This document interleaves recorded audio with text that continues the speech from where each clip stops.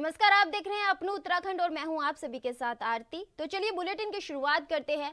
Uttarakhand BJP के प्रदेश अध्यक्ष महेंद्र भट्ट को राज्यसभा चुनाव का टिकट मिलने पर मुख्यमंत्री पुष्कर सिंह धामी समेत समस्त बीजेपी गण उन्हें बधाई दे रहे हैं। राजधानी देहरादून के विधानसभा भवन में नामांकन दाखिल करने के बाद सभी बीजेपी गणों ने फूल मालाएं पहनाकर और फूलों का गुलदस्ता देकर उन्हें बधाई दी और उनके कुशल नेतृत्व की सराहना की।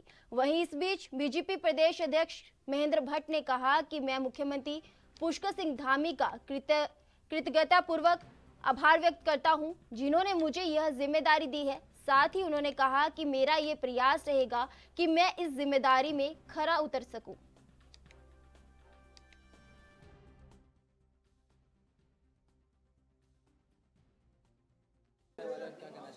देखिए, मैं नेतृत्व का आभार व्यक्त करता हूं, अपने सभी विधायकों का आभार व्यक्त करता हूं, प्रदेश के जो हमारे मुख्यमंत्री हैं, मेरे मित्र और पुष्कर सिंह धामी जी का मैं कृतज्ञतापूर्वक आभार व्यक्त करता हूं कि मुझ जैसे साधारण कार्यकर्ता को जो जिम्मेवारी दी गई है, मेरा प्रयास रहेगा कि जिम्मेवारी में मैं खरा उतर सकूं और जिस अपेक्षा के साथ यहाँ की जनता एक सांसद से जो अपेक्षा रखती हैं, उन अपेक्षाओं में खरा उतरने का मैं प्रयास करूँगा, ऐसा विश्वास। उत्तराखंड कांग्रेस के प्रदेश अध्यक्ष करण माहरा ने कहा कि कांग्रेस प्रदेश में राज्यसभा चुनाव में अपना प्रत्याशी नहीं उतारेगी। विधानसभा में बीजेपी के पास प्रचंड बहुमत होने की वजह से कांग्रेस प्रत्याशी खड़ा नहीं करेगी।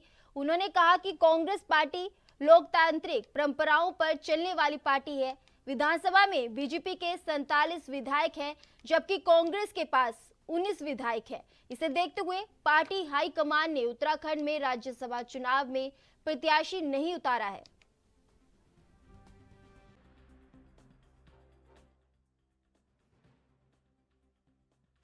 मेरी अभी दिल्ली बात होनी है, लेकिन हकीकत यही है कि राज्यसभा में प्रत्याशी तब उतारा जाता है जब आपके पास मैंडेट होता है। हमारे पास केवल 19 विधायक हैं और जनता ने बीजेपी को ओवर मैंडेट दिया हुआ है, 47 MLA चुन के दिए हैं, तो इसलिए ये बेईमानी होगा खाना पूर्ति करने। फिलहाल वक्त हो चला है छोटे से ब्रेक का। ब्रेक के बाद फौरन लौटेंगे।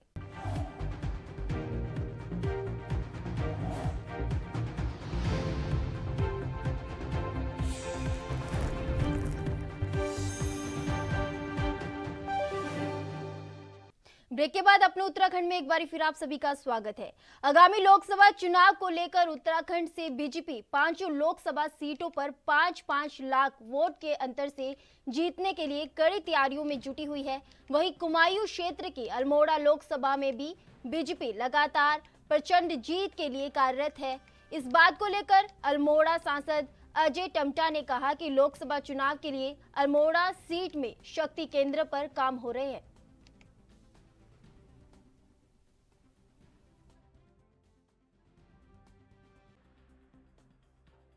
मेरे संसदीय क्षेत्र के अंतर्गत जो लोकसभा की तैयारी भारतीय जनता पार्टी के स्तर पर बूथ तक के कार्यकर्ताओं का जो भी जिम्मेदारियां चल रही हैं, जो भी कार्य राष्ट्रीय नेतृत्व और प्रदेश नेतृत्व के द्वारा दिए जा रहे हैं, वो सब हम लोग काम कर रहे हैं, शक्ति केंद्र तक काम कर रहे हैं। जिले के भी विभिन्न प्रकार की कार्यशालाएँ और विभिन्न प्रकार के क्रियाकलाप हो रहे हैं। और लोकसभा की दृष्टि से अगर आप कहना चाहेंगे तो मैं बड़ा सौभाग्यवान हूँ कि देश की आज़ादी के बाद पहले ऐसे प्रधानमंत्री हैं जिन्होंने मेरे बॉर्डर के गांव, यानी कि कहना चाहिए कि गुंजी, कुट्टी और जोलिंगकोंग और आदि कैलाश और पार्वती कुंड जाने का अवसर प्राप्त हुआ। जागेश्वर धाम आए, पिथौरागढ़ में एक बड़ी सभा की। अभी थोड़े टाइम पहले ही नितिन गडकरी जी का भी कार्यक्रम 3-4 दिन पहले मेरे लोकसभा में रहा, जिससे मुझे 2200 करोड़ रुपए के डबल लेन लगभग सारी की सारी रोडें मेरी, चाहे वो गढ़वाल की कनेक्टिविटी है, चाहे वो नैनीताल लोकसभा की कनेक्टिविटी है और इंटरनल जितनी कनेक्टिविटी लगभग है, सभी रोडों को NH भी हमारी बहुत सारी डेवलपमेंट के विकास के लिए दी है। जो NH नहीं भी हैं उसको भी डबल लेन करने का काम किया है। ऑल वेदर रोड भी मेरे वहाँ बहुत अच्छी है। तो मैं कह सकता हूँ कि अंतिम गाँव में बैठा व्यक्ति भी जो विचार करता था कि ये अत्याधुनिक चीज़ें हमारे गाँव तक पहुँचेंगी, तो मेरा कुट्टी, गुंजी, ये जुम्मा, राती, खेला, जो लोग सोचते थे इतने किलोमीटर सरकार कभी बिजली भी देगी या नहीं देगी, कि भाई इतने दूर कैसे देंगे, इनका जिप्ती गांव है, कभी कोई सोचता नहीं था इनके गांव में बिजली जाएगी। तो बिजली गई, पानी गया, घर गया और आज अच्छी रोडें गई हैं और पर्यटन वहां जा रहे हैं, लोगों को होम स्टे मिल रहे हैं, रोजगार मिल। उत्तराखंड की ग्रीष्मकालीन राजधानी गैरसैंण में विधानसभा का बजट सत्र न कराए जाने पर कांग्रेस ने सरकार पर हमला बोला है। कांग्रेस ने गैरसैंण में सत्र न कराए जाने को शहीदों का अपमान बताया है। वहीं दूसरी तरफ बीजेपी ने मौसम का हवाला देकर सरकार के फैसले का समर्थन किया है और ग्रीष्मकाल में विधानसभा में सत्र आयोजित करने की बात कही है।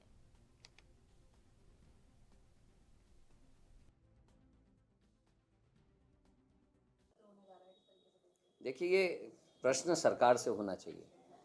चुनाव 2022 से पहले सरकार ने आनन फानन में गैरसैंण को ग्रीष्मकालीन राजधानी घोषित किया और उसके बाद लगातार सरकार वहाँ सत्र करने से बच रही है। पिछले बार चारधाम यात्रा का बहाना बनाया गया और चारधाम यात्रा तो प्रत्येक वर्ष होनी है, तो वो बहाना फिर चलेगा। अभी इन्होंने बहाना बता दिया कि विधायक मना कर रहे हैं। साहब, जनप्रतिनिधि अपनी अपनी बात रखते हैं। विधायक तो ये भी कहते हैं कि सोमवार के दिन सत्र चलना चाहिए, प्रश्नकाल चलना चाहिए, क्यों नहीं चल रहा है। हमारे जो दो साथियों को इस्तीफा इस बार देना पड़ा कार्य मंत्रणा से, उनने यही तो मांग की थी कि प्रश्नकाल भी चले, 0 आवर्स भी चले, तो उनकी बात क्यों नहीं सुनी गई। गोविंद सिंह कुंजवाल और प्रीतम सिंह जैसे वरिष्ठ नेताओं को इस्तीफे देने पड़े। तो ऐसे में ये केवल मैं कहता हूँ कि सरकार की बहानेबाजी है। आप गोविंद सिंह कुंजवाल जी और प्रीतम सिंह जी जैसे हमारे CLP साहब यशपाल आर्या जी की बात नहीं सुन रहे, लेकिन विधायकों के मना करने पर आप गैरसैंण में सत्र चलाने से बच रहे हैं। आप सोमवार के लिए सत्र के लिए तो हर विधायक करीब करीब कहता है कि मुख्यमंत्री से संबंधित दिन है सोमवार का, उस दिन सत्र चले। कंडोलेंस के लिए आप सोमवार को सत्र बुलाते हैं, लेकिन प्रश्नकाल के सोमवार को आप सत्र नहीं बुलाते। तो ये भी बड़े बड़े प्रश्न हैं। सरकार की बहानेबाजी है, ये शहीदों का अपमान है। आंदोलनकारियों की मूल जो धारणा है, जो मूल उनका उद्देश्य था अलग पृथक राज्य बनाने का, पर्वतीय राज्य बनाने का, उस मूल अवधारणा का ये विरोध है और हम इसकी कठोर शब्दों में निंदा करें। देखिए, गैरसैंण भारतीय जनता पार्टी के एजेंडे में घोषणा पत्र में ग्रीष्मकालीन राजधानी हमने तय किया था। अपने वादे के मुताबिक हम लोगों ने गैरसैंण को ग्रीष्मकालीन अस्थायी राजधानी बनाया है। ग्रीष्मकालीन अस्थायी राजधानी, तो ग्रीष्मकालीन के लिए अस्थायी तौर पर राजधानी रहेगी। और वर्तमान में जो सत्र यहाँ आहूत हो रहा है, तो हम विधानसभा भी हुई थी, उस विशेष सत्र हुआ तो उसमें हम सब लोग मिले थे। उसमें कांग्रेस और भाजपा सभी विधायकों का कहना था कि वे अभी, क्योंकि ये शीतकाल चल रहा है, ग्रीष्मकाल नहीं है, अगर हम इस समय गैरसैंण में सत्र करते हैं तो जो कर्मचारी हमारे वहां पर जाते हैं उनको काफी असुविधाओं का सामना करना पड़ता है, काफी दिक्कतें होती है, तो ठंड बहुत अधिक होती है। तो इसलिए संभवतः ये निर्णय हुआ होगा कि देहरादून में ही सत्र किया जाए, लेकिन इसमें सभी लोग सहमत हैं। देखिए, वो मेरी जानकारी में नहीं है कि वो कौन से विधायक हैं जो नहीं जाना चाहते हैं, और मेरे सामने ऐसा कोई विषय नहीं आया जिसमें विकल्प पूछे गए हों कि गैरसैंण जाना चाहते हैं या नहीं जाना चाहते हैं। सत्र जहां भी आहूत होगा, बतौर विधायक हम वहां जरूर जाएंगे।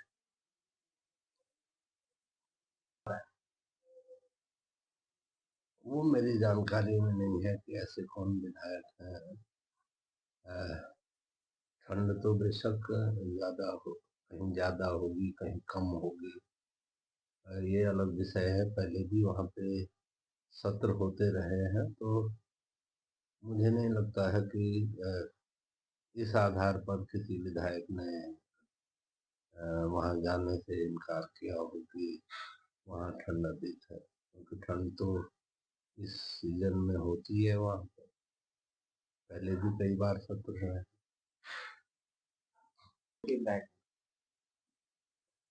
हो सकता है किसी की होती होगी, उसमें मैं क्या कह सकता हूँ, लेकिन मेरी तो।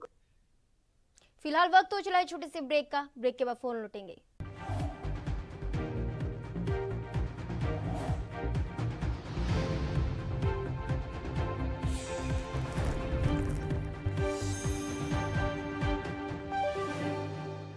ब्रेक के बाद एक बार फिर आप सभी का स्वागत है। बढ़ते हैं आगे की खबरों की ओर।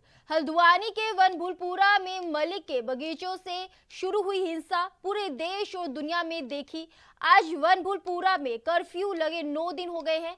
ऐसे में कर्फ्यू क्षेत्र वनभूलपुरा का ANB न्यूज ने पूरा दौर किया। इस एक्सक्लूसिव रिपोर्ट में देखिए कि आखिर वनभूलपुरा के विभिन्न इलाकों में कर्फ्यू के अंदर रहने वाले लोगों का क्या कुछ सोचते हैं और उस दिन क्या हुआ था।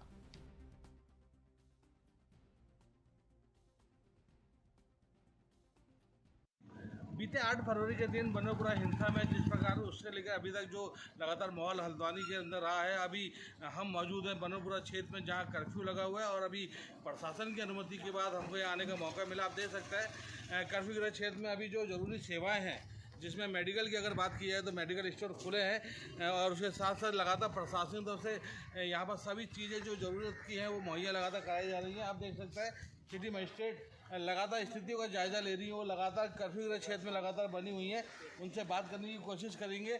और यहाँ पर आप साफ तौर से देख सकते हैं जवान यहाँ पर लगाए गए हैं और एक्स्ट्रा फोर्स जो फोर्स की बात की जाती है लगातार कर्फ्यू ग्रस्त क्षेत्र में तैनात है। किसी भी प्रकार से यहाँ लोगों को निकलने की अनुमति नहीं है। हालांकि आज से कर्फ्यू ग्रस्त क्षेत्र में कुछ ढील जरूर दी गई है। यहाँ पर सुबह 9 बजे से लेकर 11 बजे तक यहाँ पर ढील दी गई है, लेकिन कर्फ्यू ग्रस्त क्षेत्र में यहाँ पूरी तरीके से सख्ती है। पुलिस के जवान लगातार 8 तारीख के बाद से अभी तक यहाँ पर नजरें बनाए हुए हैं और यहाँ पर किसी प्रकार से किसी को निकलने की यहाँ पर पूरी तरीके से छूट नहीं दी गई है। लेकिन जो ज़रूरी सेवाएं हैं उनको पूरी तरीके से यहाँ पर सुचारू किया गया है। और लगातार सिटी मजिस्ट्रेट की अगर बात की जाए तो वो 8 तारीख की रात से लगातार यहाँ पर नजरें बनाई हुई हैं पूरे क्षेत्र में। उनसे बात करेंगे। मैम, बनोपुरा क्षेत्र के अंदर बात की जाए तो लगातार आप 8 तारीख वाली घटना से आप लगातार मौके पर हैं, आप 8 तारीख के दिन वहाँ भी थी। अब क्या स्थिति है बनोपुरा क्षेत्र में, किस तरह की चीज़ें देखने को मिल रही है? आप लोग भी अभी यहाँ हैं, आप देख रहे हैं।